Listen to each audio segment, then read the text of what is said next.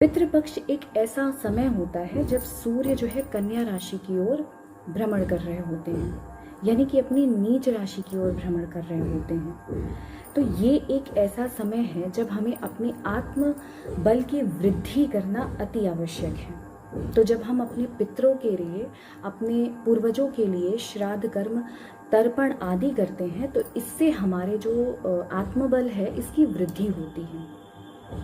तो मैं हूँ वंदना और आज मैं इन्हीं सारी चीज़ों पे चर्चा करने वाली हूँ, यानी कि पितृ दोष क्या होता है, पितृ कौन है, तर्पण की विधि क्या है, ठीक है, तर्पण हमें करना क्यों चाहिए, अन्नदान ही क्यों करना चाहिए, ठीक है, पितृ दोष के उपाय क्या हैं और पितृ दोष के लक्षण क्या हैं। इन सारी चीज़ों पे मैं आज चर्चा करूँगी और इनके विषय में मैं डिटेल में बताऊँगी। वीडियो थोड़ा सा लंबा हो सकता है। चलिए सबसे पहले जानते हैं पितृ दोष क्या होता है। तो किसी भी कुंडली में अगर आपको पितृ दोष देखना है तो ये एक ऐसा कॉम्बिनेशन है आपके हाउसेस और प्लैनेट्स का, किसी के भी चार्ट में इजीली ये दिख जाएगा। अब इससे होता क्या है कि आपकी कुंडली के जो अच्छे रिजल्ट्स हैं, अगर आपकी कुंडली में पितृ दोष है तो आपकी कुंडली के जो अच्छे रिजल्ट्स हैं उनको ये कम कर देता है, या कह सकते हैं कि खराब भी कर देता है। ठीक है, मतलब जैसे किसी का कहना है कि हमारी कुंडली में तो राजयोग है, या हमारे कुंडली में जो है वेनिस बहुत अच्छे पोजीशन पे है, ठीक है, एक्सॉल्टेड है, मून जो है बहुत उच्च का है, ठीक है, जुपिटर बहुत उच्च का है, लेकिन फिर भी हमें रिजल्ट नहीं मिल रहा है। तो आपको चेक करने की ज़रूरत है कि कहीं कुंडली में पितृ दोष तो नहीं है। पितृ कौन है? तो पितृ जो है हमारे वो पूर्वज हैं जो कि अब जीवित नहीं है, ठीक है। अब ऐसा ज़रूरी नहीं है कि वो स्वर्ग में होंगे, नर्क में होंगे, या उनका रीबर्थ हो गया है, ये भी कोई ज़रूरी नहीं है, ठीक है। तो पितृ जो दोष होता है, पितृ दोष जिसमें आपके एंसेस्टर या जो पूर्वज होते हैं उन्होंने अभी तक से जन्म नहीं लिया है, उन्होंने अभी तक से जन्म नहीं लिया है, या फिर उनके रीबर्थ में कहीं ना कहीं डिले है, ठीक है। ऐसे ही एंसेस्टर्स जो होते हैं कहीं ना कहीं पितृ दोष को क्रिएट करते हैं। इसीलिए बोला भी जाता है ना कि अकारण जो है पितरों को बहुत याद नहीं करना चाहिए, खास करके जिनका अकाल यानी असमय जिनकी मृत्यु हो गई है उनको अकारण याद नहीं करना चाहिए, ठीक है। आपके इमोशन हैं, आपके सेंटिमेंट्स हैं, लेकिन ये उनको जो है कहीं ना कहीं कष्ट देता है, क्योंकि वो अपनी मुक्ति के लिए निरंतर प्रयास में लगे रहते हैं और आप उन्हें याद करके कहीं ना कहीं मतलब उनको कष्ट दे रहे हैं, अनजाने ही सही, लेकिन आप उन्हें कष्ट दे रहे हैं, ठीक है। तो वो आते हैं लेकिन बदले में, क्योंकि एक बार मरने के बाद उनसे आपका संबंध उन्हें बोध नहीं रह जाता है, ठीक है, वो भूल चुके हैं, लेकिन आप उन्हें बार बार अगर याद करते हैं, उनको परेशान करते हैं, तो वो आते हैं, आके आपको भी कष्ट दे के जाते हैं। तो बजाय याद करने के लिए ये जो पितृपक्ष का 15 दिन का जो समय है, इसमें आप अगर उनके लिए तर्पण, श्राद्ध या भोजन और तर्पण से उन्हें अगर आप प्रसन्न करते हैं तो कहीं ना कहीं उनको जो है तृप्त करते हैं और उनके मुक्ति का मार्ग जो है आप प्रशस्त करते हैं। अब कुंडली में देखना कैसे है कि आपकी कुंडली में पितृ दोष है या नहीं। तो इसके लिए सबसे जो इम्पॉर्टेंट हाउस है वो है आपका लग्न, पंचम और नवम भाव, ठीक है। ये तीनों जो हाउसेस हैं ये मोस्ट इम्पॉर्टेंट हाउस है आपके पितृ दोष को चेक करने के लिए। इसके अलावा दूसरा घर, 8वां घर और 12वां घर, इसमें अगर किसी भी दो एनिमी प्लैनेट का, एक सिंगल हाउस में दो एनिमी प्लैनेट का अगर कॉम्बिनेशन होता है तो भी ये पितृ दोष जो है क्रिएट करता है। तो combination of 2 enemy planets in single house create पितृ दोष, ठीक है। जैसे अब 2 एनिमी प्लैनेट्स अगर इन हाउसेस में हैं, जैसे कौन कौन से, तो जैसे बुध और मरकरी का कॉम्बिनेशन हो जा रहा है, ठीक है, या चंद्रमा के साथ राहु या केतु आ जाते हैं, ठीक है, सूर्य के साथ राहु या केतु अगर आपकी इन जो मैंने हाउसेस बताए इनमें से किसी एक हाउस में है, जुपिटर और वीनस का कॉम्बिनेशन हो जाता है, जुपिटर के साथ राहु बैठ जाते हैं, तो ये जो एनिमी प्लैनेट्स हैं अगर एक साथ हाउसेस में बैठते हैं, एक ही घर में बैठते हैं, तो कहीं ना कहीं पितृ दोष जो है क्रिएट करते हैं। मरकरी 9th हाउस का सबसे बड़ा पितृ दोष क्रिएट करता है। इसके लिए आपको पीपल के वृक्ष में, मतलब पीपल के वृक्ष की जो सेवा है हमेशा करना पड़ेगा।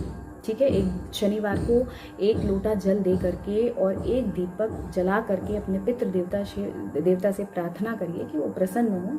ठीक है, तो अगर जिसके भी 9th हाउस में अगर बुध है, ये बहुत बड़ा पितृदोष क्रिएट करता है। तो इनको पीपल के वृक्ष की सेवा हमेशा जीवन पर्यंत इनको करनी चाहिए। अब जितने भी मैंने ये एनिमी प्लैनेट्स बताए, अगर एक घर में बैठते हैं तो लाइक अगर आपके लग्न में बैठ जाते हैं, लग्न में बैठते हैं तो कहीं ना कहीं आपको कैरियर रिलेटेड प्रॉब्लम आनी ही आनी। आप चाहे जितनी भी मेहनत कर लीजिए, लेकिन आपको कैरियर रिलेटेड प्रॉब्लम आनी ही आनी है। इसके बाद में यदि 5th हाउस में बैठ जाता है, 5th हाउस में बैठने से क्या होगा कि कहीं ना कहीं एजुकेशन में प्रॉब्लम आएगी। ठीक है, या स्ट्रगल बना रहेगा, हेल्थ रिलेटेड इशू आएंगे। और सबसे बड़ा लक्षण इसका है कि संतान होने में प्रॉब्लम होगी, या फिर पुत्र संतान आपके नहीं होगी, या संतान होगी तो संतान से कुछ ना कुछ मतभेद लगे रहेंगे। 8th हाउस का अगर है तो एक्सीडेंट होने के बहुत ज़्यादा चांसेस बनते हैं। ठीक है, पेरेंटल प्रॉपर्टी है उसमें इश्यूज होंगे। 12th हाउस अगर गड़बड़ है पितृदोष से, तो ऐसे सिचुएशन में आपका फ्रेंड सर्कल बिल्कुल भी अच्छा नहीं होगा। ठीक है, आपको धोखे बहुत मिलेंगे, इन्वेस्टमेंट आप करेंगे और पैसा जो है डूब जाएगा। इसके अलावा जो कोर्ट कचहरी के जो चक्कर है ना, मतलब पीढ़ियों से चली आती है ये। मतलब पिताजी भी उसी में इन्वॉल्व, बेटा भी उसी में इन्वॉल्व हो जाता है, या एक कोर्ट कचहरी खत्म हो रहा है, दूसरा कोर्ट कचहरी जो है शुरू हो जाता है, अगर 12th हाउस कहीं ना कहीं पितृदोष से खराब है तो ये जो 15 दिन होते हैं ये बड़े विशेष होते हैं, बड़े महत्व के होते हैं कि अगर आपके किसी के चार्ट में पितृदोष है, ठीक है, तो आप जो उपाय मैं अभी रेमेडीज बताऊंगी उनको ज़रूर करें। और ये जो 15 दिन है इसमें विशेष श्राद्ध तर्पण आदि कार्य ज़रूर करें अपने पितरों के लिए, भोजन से उन्हें तृप्ति ज़रूर दिलाएं। ठीक है, तो अभी बात कर लेती हूँ कि तर्पण क्यों करना चाहिए। देखिए, जो तर्पण होता है ये बेसिकली हड्डियों की शुद्धि होती है। ठीक है, जब भी हम तर्पण करते हैं तो हड्डियों की शुद्धि के लिए तर्पण विशेष आवश्यक होता है। जैसे किसी के यहाँ अगर डेथ हो जाती है तो 10 दिन तक बोलते हैं ना कि अभी हम शुद्ध नहीं हैं, अभी हम यहाँ नहीं जा सकते, मंदिर नहीं जा सकते हैं। तो विशेष जो ये 10 से 12 दिन होते हैं, इनके निकल जाने के बाद ही आप जब शुद्ध हो जाते हैं, गंगा स्नान वगैरह करने के बाद में, तो शुद्धि मतलब बोलते हैं ना, हमारे पुराने बुजुर्ग बोलते हैं कि हड्डियों में दोष लगता है। तो जी हाँ, बिल्कुल हड्डियों में दोष लगता है, और तर्पण करने से हमारी हड्डियों का जो है दोष निकलता है। जीन लेवल पे जो क्रोमोसोमल लेवल पे जो दोष होते हैं वो समाप्त होते हैं, और ये बहुत ज़्यादा आवश्यक है, इसको समझने की बात है। क्योंकि देखिए, हमारे जो पूर्वज होते हैं उनसे हम कहीं ना कहीं कनेक्टेड हैं। ठीक है, जीन लेवल पे हमारा कनेक्शन है उनके साथ में।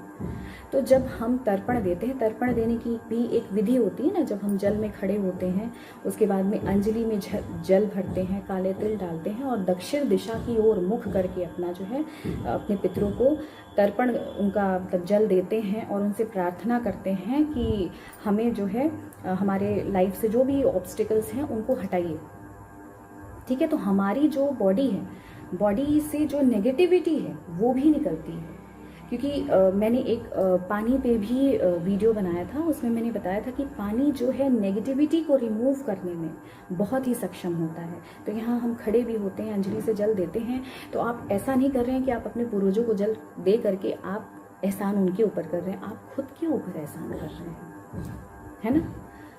आपकी नेगेटिविटी भी उसके साथ, आपकी हड्डियों का शोधन हो रहा है उससे, इसलिए तर्पण विशेष आवश्यक है श्राद्ध पक्ष में।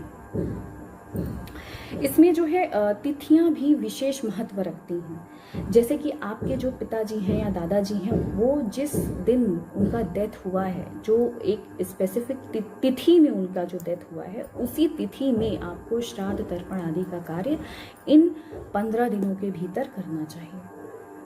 मान लीजिए अगर आपको तिथियां नहीं याद हैं तो आप अमावस्या के दिन आप सभी का तर्पण श्राद्ध भोजन ब्राह्मण को करा सकते हैं। अगर आपको याद नहीं है। और अगर आपको याद है तो जिस दिन जिसकी तिथि है उसी दिन अगर आप सारे काम करेंगे तो इससे आपको विशेष फल की प्राप्ति होती है। इसमें काल का भी विशेष महत्व है। जैसे हमारे पूर्वजों का कार्य आदि करने के लिए जो समय बताया गया है हमारे शास्त्रों में, वो है मध्याह्न काल, यानी कि सूर्य उदय से सूर्यास्त के बीच का जो समय होता है, कह सकते हैं जो दोपहर का समय है, वो हमारे पूर्वजों के लिए है। पूर्वजों के लिए दोपहर का समय बताया गया है। अतः श्राद्ध का काम, तर्पण का कार्य आप इसी समय पर करें। अन्न क्यों खिलाना जरूरी है? अन्न ही क्यों खिलाना जरूरी है? तो अन्न से देखिए तृप्ति प्राप्त होती है, ठीक है। तो ऐसा नहीं है कि श्राद्ध पक्ष में, श्राद्ध के टाइम में आप किसी को पैसा दे देते हैं और आपका काम खत्म हो गया। जब आप विशेष अन्न बना करके खिलाते हैं तो उससे आपके पूर्वज जो होते हैं तृप्त होते हैं, और तृप्त होने के बाद आपको विशेष आशीर्वाद देते हैं। आपके लाइफ से जितने भी ऑब्स्टिकल्स हैं उनको रिमूव करते हैं। तो अन्न का भोजन जरूर शुद्ध ब्राह्मण को कराना चाहिए, ठीक है। ब्राह्मणों का भी चयन एक विशेष तौर पे, मतलब हमारे शास्त्रों में बताया है कि जो कर्म से ब्राह्मण हो उसका चयन करें और उसी को ही भोजन कराएं, ठीक है। भोजन में चावल जरूर होना चाहिए, भोजन में मीठा जरूर होना चाहिए, और भोजन बगैर लहसुन प्याज, मतलब सात्विक तरीके का जो भोजन होता है वही आप अपने पितरों के लिए ब्राह्मण को बुला करके, ब्राह्मण देव को बुला करके उनको ये भोजन कराएं। पितृदोष के कुछ प्रमुख लक्षण हैं, उसके बारे में भी बता देती हूँ। जितनी मेहनत करते हो उतनी सफलता ना मिलती हो। बिना बात के ही बनते बनते कार्य जो है उसमें रुकावट या व्यवधान उत्पन्न हो जाए। घर में अगर मांगलिक कार्य नहीं हो पा रहा है या होता भी है तो घर के सभी सदस्य एक साथ एक ही जगह पे उपस्थित ना हो पाए। घर में वैचारिक मतभेद बना हुआ रहता हो, ठीक है, किसी की किसी से ना बनती हो, तो ऐसे में पितृदोष एक कारण हो सकता है। धन का जो व्यय है वो गैर जरूरी कार्यों में होना शुरू हो जाए। घर में रोग बहुत ज़्यादा, घर में चिंता बहुत ज़्यादा अगर आने लगे तो ये भी एक पितृदोष का ही कारण हो सकता है। और सबसे जो इम्पोर्टेंट लक्षण है, घर में संतान का ना होना, खास करके पुत्र संतान का अगर नहीं हो रहा है, वंश की वृद्धि नहीं हो रही है, तो ये एक बहुत बड़ा पितृदोष का लक्षण होता है। अब करना क्या चाहिए, रेमेडीज के बारे में भी जान लेते हैं। तो पितृ पक्ष में पितरों का श्राद्ध, तर्पण आदि कर्म करने के लिए हमारे शास्त्रों में बताया गया है। हमारे शास्त्रों में वर्णित है कि पितृ पक्ष में अपने पितृ किसी भी रूप में, आपके जो पितृ हैं वो किसी भी रूप में आ सकते हैं। अतः अगर आपके दरवाजे पे इस दौरान, इन 15 दिनों के दौरान कोई भी आता है, कोई भी का मतलब है कोई भी जीव भी आता है, तो आप उसका आदर, सत्कार, सम्मान अवश्य करें, उसको भोजन द्वारा तृप्ति अवश्य प्रदान करें। क्योंकि हमारे यहाँ तो ऐसे भी हमारे संस्कारों में भी है ना कि अतिथि देवो भवो। तो कोई भी इस दौरान आपके दरवाजे पे आता है तो उसे पूरा सम्मान दें, उसे भोजन द्वारा तृप्त जरूर करें। जो इस दौरान, इस पूरे दौरान, इन 15 दिनों में पशु पक्षियों को जो भोजन करवाता है उसे भी पितरों की विशेष कृपा प्राप्त होती है। या नॉर्मली भी आप पशु पक्षियों को डेली बेसिस पे भी अगर आप दाना पानी देते हैं तो इससे आपके जो पितृ हैं वो बहुत प्रसन्न होते हैं। पितृपक्ष के दौरान तर्पण के कार्य में काले तिल का विशेष महत्व बताया गया है। खान पान में मांस, मदिरा और जो यहाँ तक कि लहसुन, प्याज है, इनका भी प्रयोग इन 15 दिनों के दौरान नहीं करना चाहिए। पितृपक्ष में चना, मसूर, सरसों का साग, सत्तू, मूली, काला नमक, लौकी, खीर और बासी भोजन बिल्कुल नहीं करना चाहिए, और ना ही पितरों को जो आप बना के खिला रहे हैं उसमें प्रयोग करें। ब्रह्मचर्य का पालन करना चाहिए, विशेषकर वो जो तर्पण आदि का कार्य कर रहे हैं उनको ब्रह्मचर्य का पालन करना चाहिए। श्राद्ध कर्म में स्थान का विशेष महत्व होता है। हमारे शास्त्रों में ऐसा बताया गया है कि गया, प्रयाग, काशी और बद्रीनाथ में पिंड दान करने से पितरों को मुक्ति मिलती है। इन स्थानों का अपना विशेष महत्व है। और यदि आप काशी में श्राद्ध कर्म आदि करवाने के इच्छुक हैं, अगर आप यहाँ करवाना चाहते हैं, तो यहाँ के प्रसिद्ध तीर्थ पुरोहित पंडित विजयनाथ मिश्र जी हैं, जिनका कि संपर्क जो है फ़ोन नंबर मैं अपने डिस्क्रिप्शन बॉक्स में दे दूँगी। अगर आप उनसे श्राद्ध तर्पण आदि का कार्य कराना चाहते हैं, क्योंकि श्राद्ध के टाइम में उनके यहाँ भारी भीड़ होती है और काशी में एक विशेष महत्व भी है श्राद्ध तर्पण आदि करने का। तो यदि आप इंटरेस्टेड हों तो मैं उनका नंबर दिए देती हूँ, आप उनसे संपर्क करके और भी जानकारी ले सकते हैं।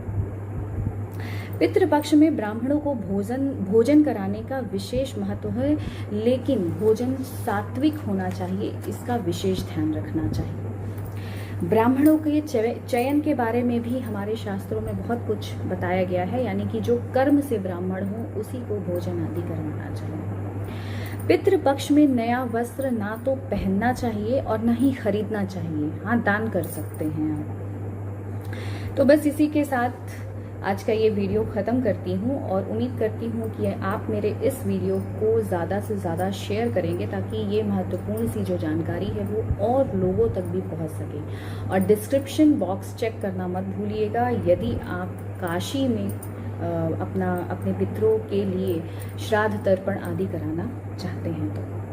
तो आज के लिए इतना ही, और आपके पितृ लोग आपको पूरा आशीर्वाद प्रदान करें। नमस्कार।